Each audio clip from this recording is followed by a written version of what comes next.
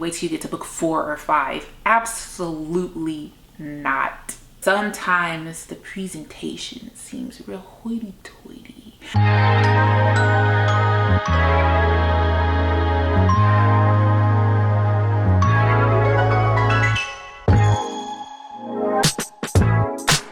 Hi everyone, welcome back to my channel. Today is day 4, I believe it is, of my Welcome Back to BookTube week-long series where I'm posting videos every single day this week leading up to my birthday, which is on Monday the 27th. And today we are doing some bookish hot takes, okay? Some bookish unpopular opinions, and I'm quite nervous because I have thoughts and I have opinions and they may or may not align with the masses, hence the name Unpopular. And I will say, disclaimer, some of these I'm guilty of as well, okay? Like, I can feel the way, but I'm like working on it. So without further ado, let's go ahead and get into it. Also, wait, before that, if you're new here, hi, I'm Anita. I am just coming back to YouTube after a little bit of a hiatus, and I typically do like a variety of different bookish content. My favorite probably to film is like sit down chatty videos like this one. I do vlogs here and there. I definitely do book hauls because what book girly doesn't do book hauls? But my favorite to film are like sit down chatty videos where I just like give you guys thoughts and lists and stuff like that, off of like my bookish styles and tastes and opinions and stuff like that. So if you like that type of style of video, give this one a thumbs up, and then also consider subscribing if you haven't already and if you're new. Okay, so now let's get into the video. So, and this is in no order. So the first one, I'm gonna start off with the one that's probably just gonna upset people the most, okay? Some of y'all favorite books, I just could not. I could not get into them. Some of these I've DNF'd, some of them I have finished. Some series, like I'm willing to give another try, but like some of them don't even, But let's just go ahead again in no particular order. First up, I have Legendborn by Tracy Deonn. Now this one probably doesn't come as a huge surprise because in my end of the year book haul, this was on it. Okay, for last year, 2024, this book, and I'm pretty sure its sister, Bloodmarked, was on my list because I did read this. I have read this. I did not DNF it. I finished it. I read all of it. It wasn't one that dragged on for me. I don't think I read it in like a few days, so it wasn't like it took me forever to read. It was just, it didn't click. You feel me? Like it didn't click. Also, you know what? There might be a theme between the 3 physical books I have. One of them I don't have the physical book, but the narrator, no. The narrator for this is a narrator of another book that is on this list that also I didn't gel with. But either way, this book in particular, I listened to some of it on audio, some of it I read with my eyes. I want to say maybe like 50-50. But I think once I got the voice in my head, like it just, I can't unhear it, right? And now the way that I associate the voice and the character, it spills over into like the writing or like the choices and the thought processes of the character, and I might not have felt this way had I never I'm so sorry. I don't dislike the audiobook narrator as a human. I don't know this person. It's just I don't enjoy the listening experience. Is that fair to say? Is that fair? But yeah, I haven't given this a second chance yet. Now, why is it not on hold? Is because I plan on giving it a second chance. This one, out of all the books on this list that I'm going to talk about in this little segment, I'm pretty sure this is the one that I want to like the most because it's fantasy, it's a black girl, it's not dark academia, but it's academia, and I like that. Or is it dark academia? Let me know. It doesn't feel dark to me. I mean, it's history too. It could be dark academia. Who am I? It could be dark academia, but I like dark academia books. So like, it's magic, you know, she's stunning. Like, look at her hair. Like, she's stunning. I love like a little bit of like a heart-wrenching story, and there is a little bit of that in this, with her family dynamic, even like her friendship. That was kind of difficult to read and to see, her friendship with her roommate. This deserves a second read, and it deserves a second read just with my eyeballs. That's it, that's all. But the first go around, it didn't hit. I'm so sorry. Next, Ace of Spades. I read this book. Actually, all of the books that I'm gonna talk about, except for one, I had read to completion. I did not DNF. One of them I did DNF. One of them I soft DNF'd.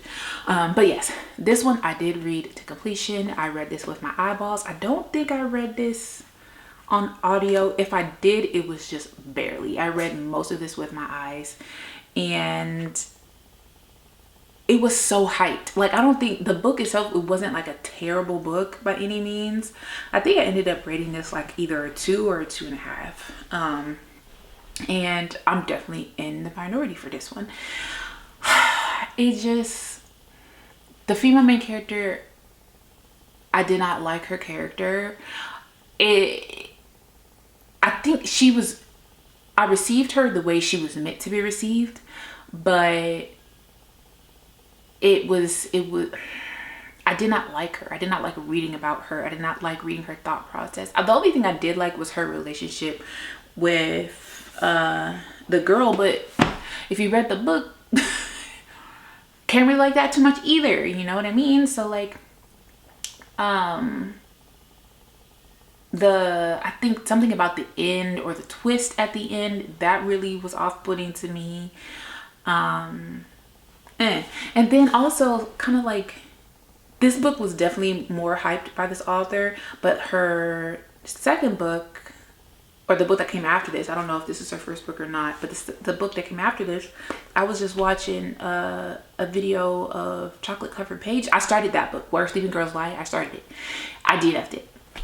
And Chocolate Covered Pages, Kiona, she said, I think she finished that book, and she didn't rate it that high because she said it was a lot like this one. And that might be why I DNF'd it, because like, I didn't have a lot of buy-in on the characters. We just kind of like, we meet the character and they jump into this conflict, and I'm like, okay, who even are you? Like, I don't know you. It's not enough character, like, not development, but like, I have not met you. I haven't grown to care about what it is that you're going through yet. And it did seem mysterious in the way that this one did, but not in a good way. I liked this book more than I liked Where Sleeping Girls Lie, probably obviously because I finished this one, and that one I did not. The only reason why that one's not on this list is because I didn't feel like that one was like, oh, how dare you speak against Where Sleeping Girls Lie. Like, I don't remember hearing a lot of people like go to war over that one the way that people did over this one. And I love this cover as well. But yeah, this one, spoiler alert, this one is probably going to be unhauled. I'm considering rejiggering my books and my bookshelves. I have bookshelves in pretty much every single room in my house. My main bookie booths are in my bedroom, like the bookshelves that you guys see in most of my videos. That's in my bedroom. I want those to be like my babies. And then I have a bookshelf in like my foyer, and it has like my seasonal books, it has my games, it has like my nerd cards on there, but there's a lot of like unused real estate on there. So what I'm thinking is the books that I'm like, I don't know that I want to unhaul for sure, because like, do I like, say these ones like just don't make it, right? Like, I want to unhaul them. I feel like these are something that I could like loan out and like, or have as reference for videos and stuff like that. Like, I would not mind like keeping them. Y'all just can't be in my prime real estate space, you feel me? So these might get soft unhauled. All right, next I have, now this one might be the one that's going I'm gonna lose some people. I guarantee I'm gonna lose some people, but it's okay because I'm being honest with myself and I'm being honest with you. The reformatory. Okay. I know. So I soft DNF'd this one last spooky season because I made the mistake of listening to it on audio. And this is the same person who narrated this one, right? And we're sensing a theme here. The audio narrator, their voice gets into the character's like presentation and it feels whiny. And I said that in this one was about to be unhauled last year. I mentioned that about this one as well, and like why I was like soft DNFing it, or why it was like difficult for me to get through or whatever. Is because when I got to the girls chapter, she narrates the whole entire thing, right? It's not in dual POV, it's the third person, but it focuses on one character over the other. And when it focuses on Robbie, the little boy, like it's less irritating. But when it focuses on Gloria, the little girl, and like when she's actually talking and when I hear her in her thoughts with the audiobook narrator's narration, I'm just like, girl, like she will give me a headache. And I also, after finishing this, I think I have come to the realization that I don't love books that have like main characters or like really strong side characters that are children or like preteens or like under, let's say, 16. Like there's one thing to read YA, right? Because YA can be irritating and annoying and frustrating because, you know, they're not fully emotionally developed, and you know what I mean? But the same way I don't like a busybody and like a thriller, like somebody who's like, oh, taking it upon themselves to like do investigations and like something that got nothing to do with them, and they're like asking questions again, everybody's business. That's how I feel about kids in books, or the books that I have read, because they be in grown folks' business. Now, is she in grown folks' business? No. Like I'm kind of like off on a tangent here, but she was just, I think she's a good sister. I think she was doing a good job at trying to protect her brother, trying to stand up for her brother, trying to fight for her brother. It's just like, she couldn't, I feel like she was making things worse. She irritated me. I'm so sorry. And then like I thought that this was gonna be like spooky. I thought this was gonna be horror. Like it was not scary. Even like parts that were meant to be gory were, on a scale of 1 to 10, it was maybe like a 2, right? Like I'm expecting to be like uncomfortable. I'm expecting my stomach to be in knots, you know what I mean? And I'm not a girl who likes spooky stuff, but I'm like, okay, I'm gonna read a horror. I'm gonna be a thug about it, right?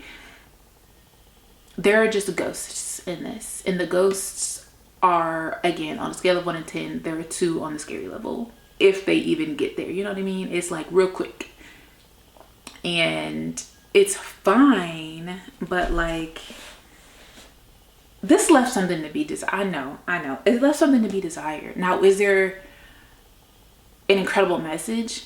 Yes, there's an incredible message, but for me, I feel like it could have been grittier. Like, I don't know, does that say something about me? I don't know. It could have been grittier from what I was hearing and what I was expecting and what I was anticipating taking from this book. Like, people have, this is a life-changing book. This is a book that you think about on a daily basis. This is a book that if you only had one book and your house was on fire, you could only get one book, this is the one you would grab. Like, this book is that book for a lot, like and I was even looking on my Goodreads after I put my review up, after I put my rating up, like all of my friends who have read this, it's probably 20 something people of my friends on Goodreads who have read this book. every single one of them have rated this book 5 stars. Maybe one person rated it 4. Everybody has no notes for this book, and I'm like, I don't know what I missed. Clearly I missed a lot. Could it probably stand a second read? Yes. Would I do that? I'm gonna be so rude with you. Absolutely not. I would not reread this book. Would I read something else from Turn On and Read Do? Yes. Read it with my eyes. Okay, not on audio. I would read it with my eyes. I am still interested in like reading horror though, because this was supposed to be horror, and like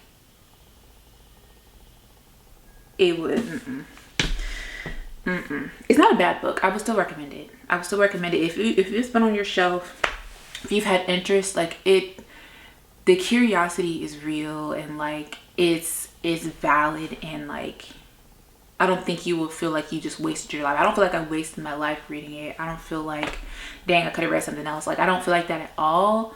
It's just the hype. Like the hype is what did it for that book for me. If it wasn't so like to Saturn, okay, I might have received it differently. And I'm going to talk about hyped up books a little bit later. But the last book that I'm going to talk about that I just could not get into was the Magnolia Park series. I feel like this also is not a secret on my channel anyways. I talk about the series all the time, about how I just So I read the first Magnolia Parks. I read it last year. I think I rated it like 3 stars. It was a quick read. It was easy to read, but again, I think I'm learning I'm more of a character driven like reader. Like I like books that are more character driven. The plot could be there or whatever, but like if I don't mess with the characters, like I'm not gonna mess with the story. I am learning that about myself. Like even talking about the books so far, like I ain't saying really nothing too much about the plots. It's the characters.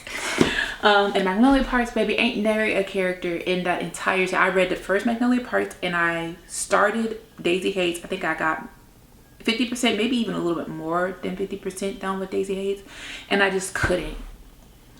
I couldn't deal with it. And the thing about that one is they're not YA. They're adults. They're young adults, but they're adults. And they're so toxic and like petty, and you know, even if you like the series, you know what I'm talking about. And what you're not gonna do but I'm gonna see you, what you're not gonna do is tell me to just keep reading and wait till you get to book 4 or 5. Absolutely not. Getting a book and a half out of me for a series that I didn't like at all is a feat. What I will not be doing is continuing that series. Like there's absolutely, y'all cannot talk me into it. I'm so sorry. Nobody really cares except for Leah. Nobody really cares that I don't like Magnolia Parks, but sorry, not sorry on that one. Okay, so now I'm gonna stop talking about the books that I don't like. Next, unpopular opinion is how many books and how fast you read the books is not a flex.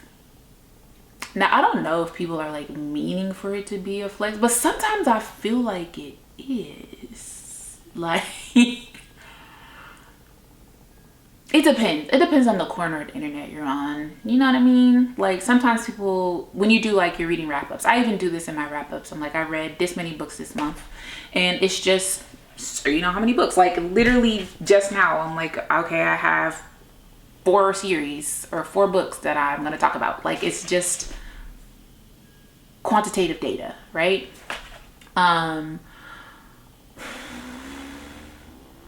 Sometimes people, it seems like people are like, oh, you know, I read 300 books in a year, or you know, I read 50 books this month. And I feel like sometimes you're just like waiting for someone to ask you, oh my gosh, how'd you do that? Like, girl, like that's fine, that's great. Like you have time, you do audiobooks. You know, you had 3 weeks off of work or whatever. I don't know. Clearly you love reading. Like, hopefully that is like the takeaway, or that maybe that is the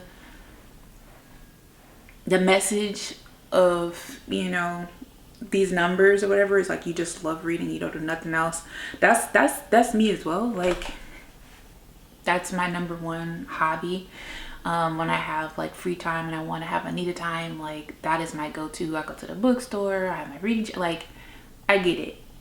But sometimes the presentation seems real hoity-toity.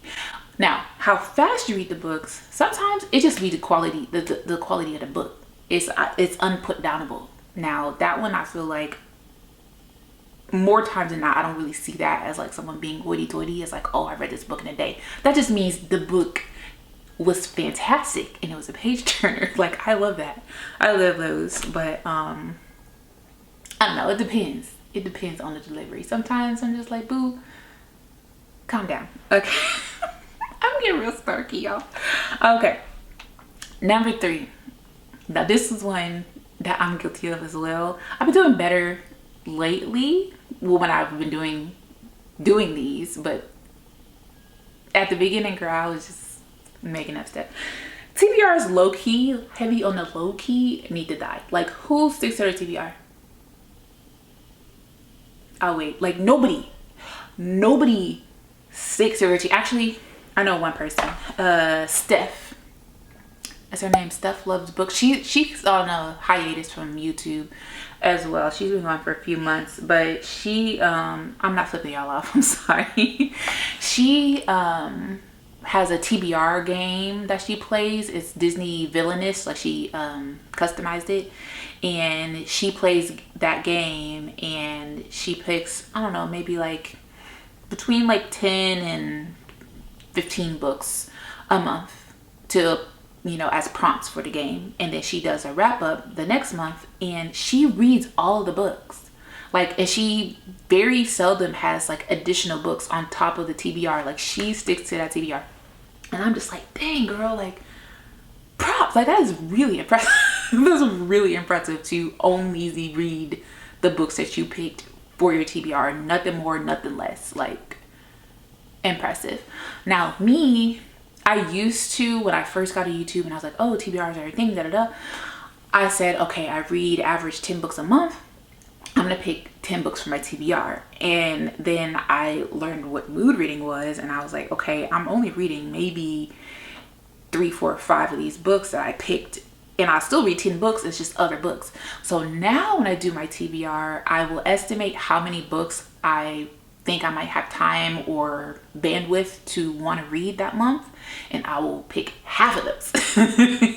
Like, the most anticipated, like, this month will not end if I don't read this book list, right?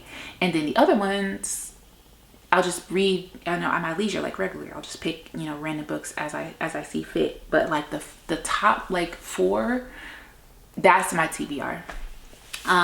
But I know that TBRs are like really popular, and like the girlies really like watching the videos, and, you know, like, you like to shop your shelves. That's how I do my TBR style. My TBR videos is shop my shelf style. I like the touch time with shopping my bookshelves. Like, that is fun for me. But as far as like, yeah, I'm gonna pick these 10 books, I'm gonna read these 10 books, nothing more, nothing less, that's so dead.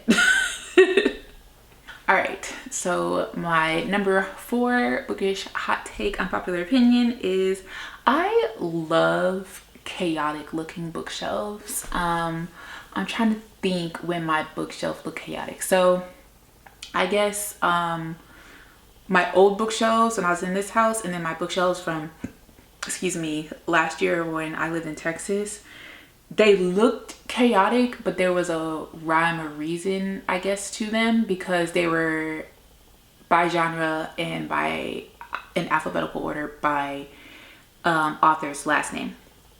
But they didn't, like, looking at them, you wouldn't be able to tell that. It just looked like I just threw the books on the shelves.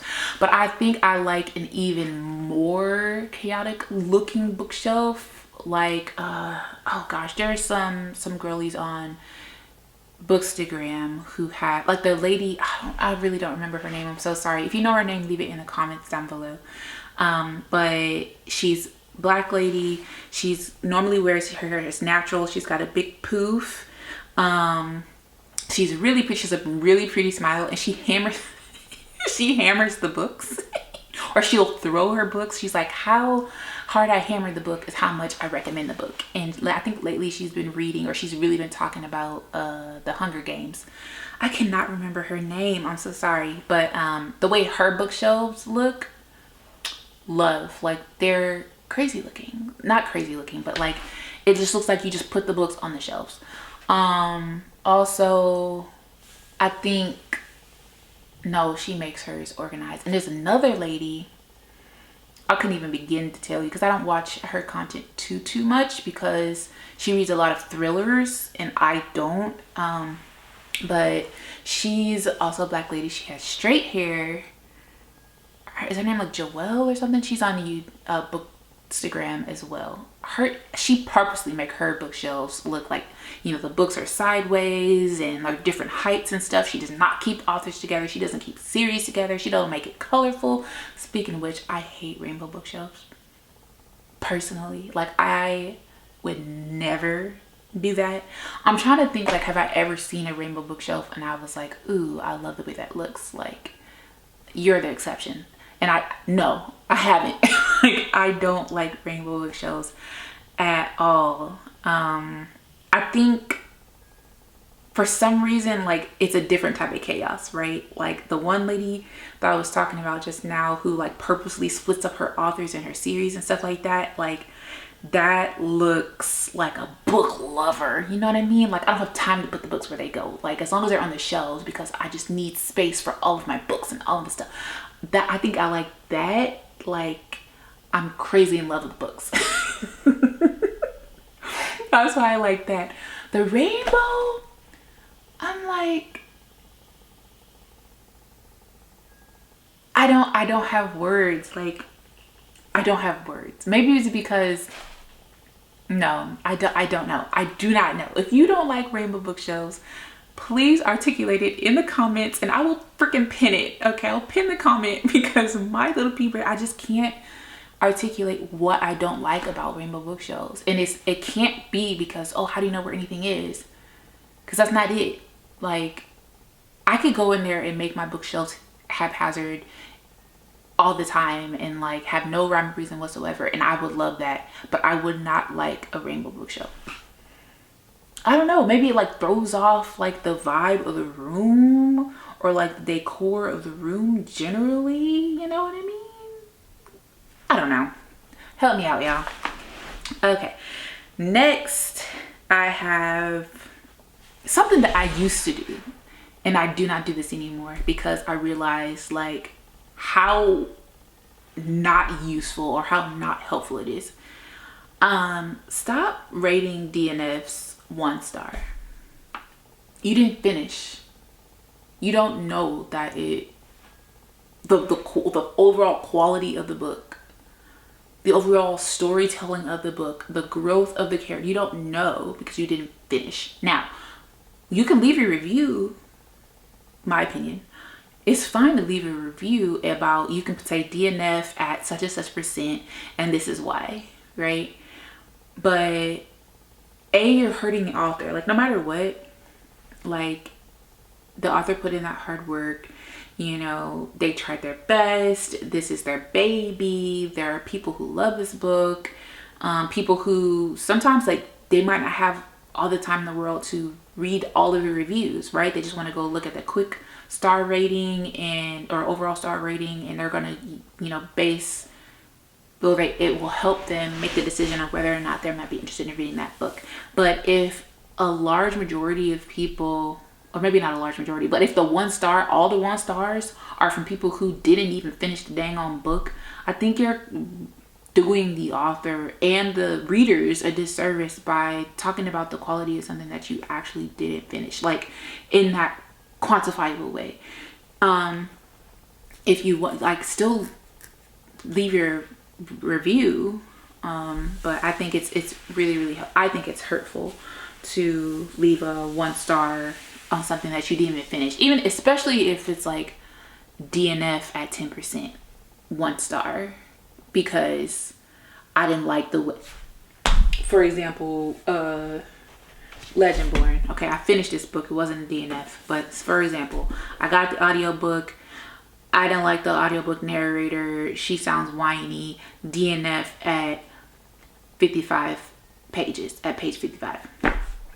Okay, first of all, and these are real, like a very real example that you could find on Goodreads or like anywhere where you rate books, right? You will find things like that. That has nothing to do with the author, doesn't have anything to do with the story. Yes, there'll be annoying characters. I write about annoying characters in my updates. I write about annoying characters in my overall review. Like, that's fine, it's valid, and that's good to know, but like there's way more to it, I think. Now, if you read the entire story and the very annoying character just made it difficult for you to stay in the story or to focus on the story or the other characters, then I think that's valid. If you finish the book and you still rate it 1 star, fine. But I don't like rating books, or I don't like seeing, when I'm a reader looking for reviews on books, looking at ratings on books, and like I want to see the highs and I want to see the criticals, right? I don't like seeing all the 1 stars. Like, y'all don't even finish it. I want to see if it's a 1 star and you finish the entire book, you have a full view, a full picture of, you know, what was meant to happen. But you don't have that if you didn't finish. So I really feel like you shouldn't be rating something that you didn't even get. You know what I mean? Am I making sense? I hope so. Okay. Also, stop rating books and reviewing. Well, I guess you can do a review. That's not as hurtful. It doesn't make sense, but definitely stop rating books that haven't even come out yet. There are no arcs. I'm not talking about arcs. Example, Evan Winter's book. Do I have the name of it? No. He has like 1 or 2 books in the series. Dang, what's the one? The Rage of Dragons. Right now he only has 2 books out. I don't think the 3rd and the 4th books are even like in production yet. Okay, people don't have this book yet. There's not even release dates for the dang on book, but people have rated the books 1 star already on Goodreads. He's down before he even begins. Like, it's totally messed up. I saw this for like the Binding 13 series or the Boys of Tommen or whatever. People were rating that. Some people will even admit they haven't read the book, even if it's out, right? Like, I think book like 4 or 5 was coming out or something, and someone was like, oh, I just hated book 1. All the characters are annoying. I would never read this book. 1 star. Why are you here? Why are you like, please take your energy somewhere freaking else. You're so annoying. Like, I hate that. Don't do that. And I'm sure none of y'all do that. I'm sure none of you guys do that. But, oh, that just irritates my entire soul. Okay, the last one that I have, and I'm gonna go because I'm getting tired. The last unpopular bookish opinion I have is reading popular books has its value. And this just popped into my head the other day when I was at physical therapy. I was talking about my birthday's coming up and I'm gonna go book shopping, and they were like, what books do you have on your radar, and da da da da. And I mentioned something, one of the books, and one of the ladies says, oh, have you read this? And I'm like, or have you read from this author? And I'm like, oh yeah, I read. We were talking about Freedom McFadden. And I was like, oh yeah, I've read, you know, a few of hers. They're really quick and easy. And she's like, oh, have you read this one? Oh, I haven't read that yet. Have you read Housemaid? Yeah, I read Housemaid. What'd you think? Da da da. So like, is Housemaid for me anything to write home about? No. But it is a commonality that you can have with like a lot of people. If you don't really know, I don't know her, like this isn't my physical therapist. I've worked with her once. I typically work with another physical therapist, but they all like share this like common space or whatever.